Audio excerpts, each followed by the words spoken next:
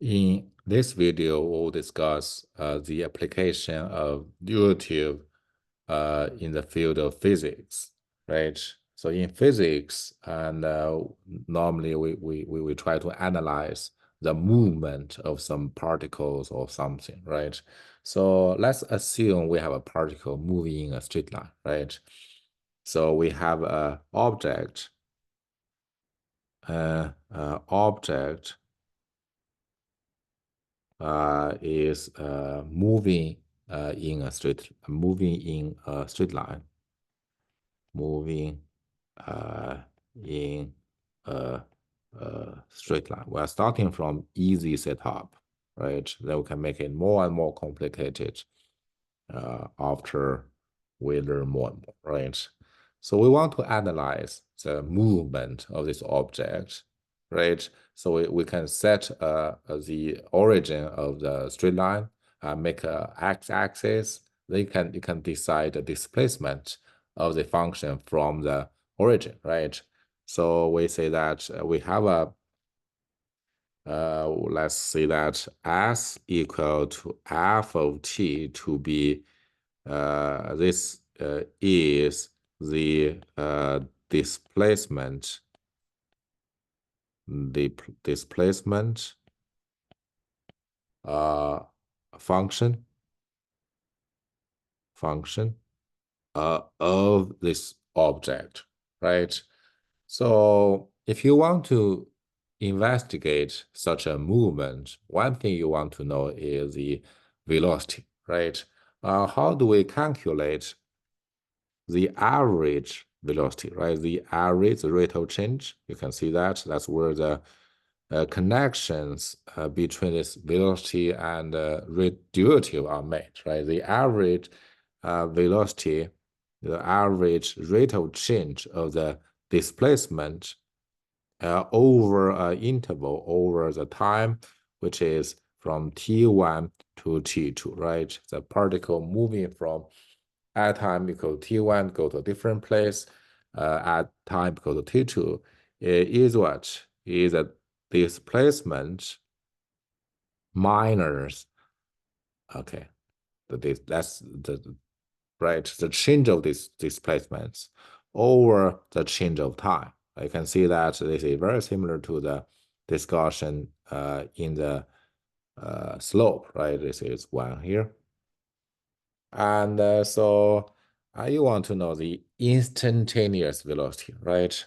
So the uh, instant uh, instantaneous velocity at the t1, right, or t2, doesn't matter.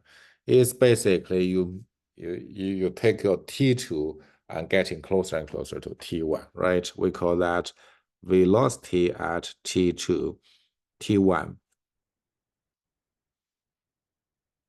equal to the limit as t2 goes to t1. You get f of t2 minus f of t1 over t2 minus t1. So this is how do we change from average rate of change to the instantaneous rate of change, right? So this is a change of the y value, which is a displacement in our case. This is change of the input, right, which is delta t, right? And so we have a short notation for the change of the quantity, which is a dependent quantity s, which is delta s, over the change of the input, which is time, delta t, right? So that's the same notation. Okay, now let's see a short example, right? The example here, the displacement function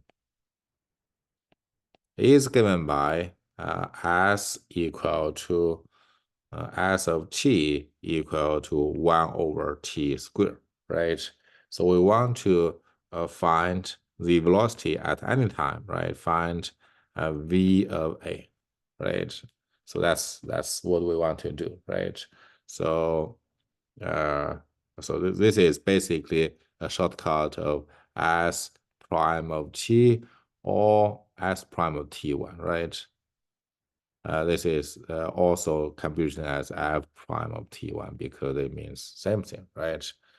And so let's try to do that. Solution, we want to get VA here. VA by our discussion is same as the derivative of this function at A here, right? And this is by our definition of derivative, this is as t goes to A, s of t minus s of A over t minus A, right? So let's try to plug in our function, right? And so this is equal to as t goes to a, 1 over t squared minus 1 over a squared over t minus a, right? And so this is equal to as t goes to a here, you get t squared, as we always discuss. If you have such a fraction, this is clearly, if you plug in a, you get 0 over 0. So that's a undetermined limit,